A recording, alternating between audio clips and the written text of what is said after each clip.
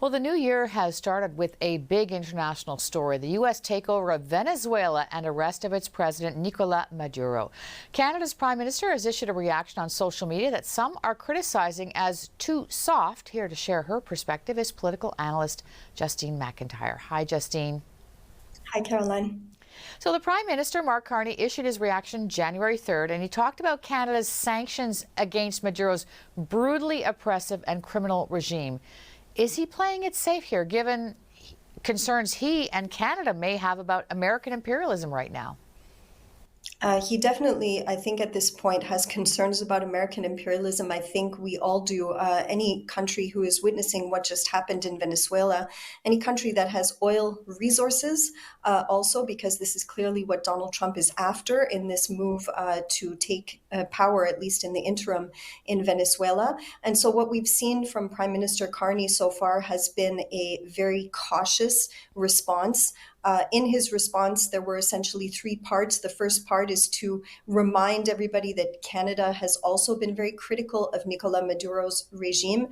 Secondly, he calls on all parties to respect international law and reminds that he's ready to assist Canadians and Venezuelan refugees. So he's really taking a step back, never naming himself, never naming President Trump directly, but talking about Canada and Canada's position.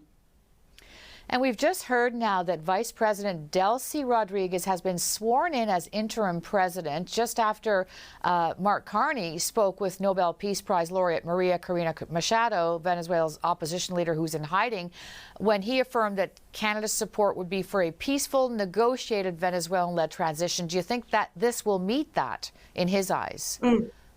Well, I think the move here in naming Delcy Rodriguez as interim leader is that she was vice president under the Maduro regime. It could be a way to alleviate some of the tensions in Venezuela right now over the president's abduction, essentially, by American armed forces. So looking for more continuity there. It doesn't mean that Maria Machado will not have a role to play perhaps later on. Perhaps the Trump administration is keeping her in the wings for right now, but I think the play right now in naming Ms. Rodriguez is to try to ensure some form of peaceful transition and try to quell any potential uprising on the part of the Venezuelan people. Okay, very quick question about the Quebec Liberal Party. They're going to have a leadership race kicking off January 12th with a vote in March. Do we know yet who's interested and what can we expect, do you think? Definitely, we're expecting Charles Milliard to put his name forward. He has given us many, many signs that he will do so. There have been some other names circulating. Guy Cormier, who is the ex-CEO of Desjardins. Yves Desjardins Siciliano is another name that, rumors are circulating around these names because these are people who are high-profile CEOs.